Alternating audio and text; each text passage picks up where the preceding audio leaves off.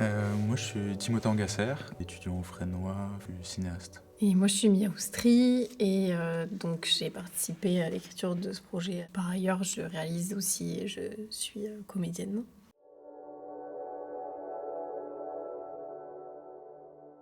J'ai proposé à Mia de reconstruire la maison de son père où elle avait vécu des violences. Et suite à une amnésie traumatique, elle avait retrouvé un peu la mémoire sur ces événements-là. Et du coup, Timmy m'a proposé de reconstruire cette maison et de pouvoir décrire à travers en fait la structure de la maison et vraiment à travers les pièces, les objets, qu'est-ce qui se passe derrière les murs d'une maison dans laquelle il y a des enfants qui subissent des violences en fait.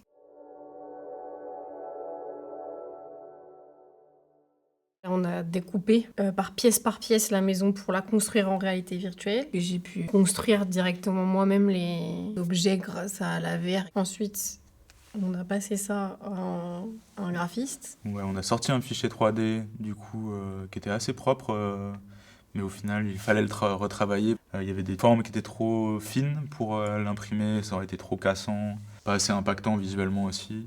Après, ça a été imprimé un peu en 3D, pareil, pièce par pièce. Un travail archéologique aussi d'avoir cette maison et toutes ces pièces. Et du coup, après, il y a eu tout un processus de soudure entre elles, quoi, avec 8 pièces différentes, je crois.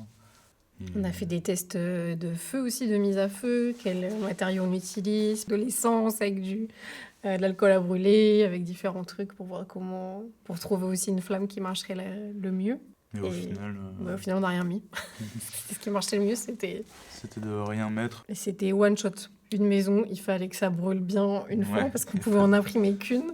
Il y avait l'intention de mettre de la musique pour un peu sortir de ce dispositif aussi. Il nous fallait quelque chose qui permette d'ouvrir aussi vers la fin, que ça accompagne le propos du film, qui n'est pas quelque chose d'enfermant dans le trauma, mais plutôt un processus de juste cathartique. Ouais, c'était pas du tout un truc de colère ou... Wim Mertens, bah, c'est ça en fait, ça commence un peu de manière assez triste, mais qu'il le dépasse par la voix. C'est du yaourt. Du coup, il y a aussi cette idée qui est assez chouette dans ce morceau, que le sens, il est ailleurs que dans les mots. Et l'album s'appelle Stratégie de la rupture, ce qui est quand même particulièrement pertinent.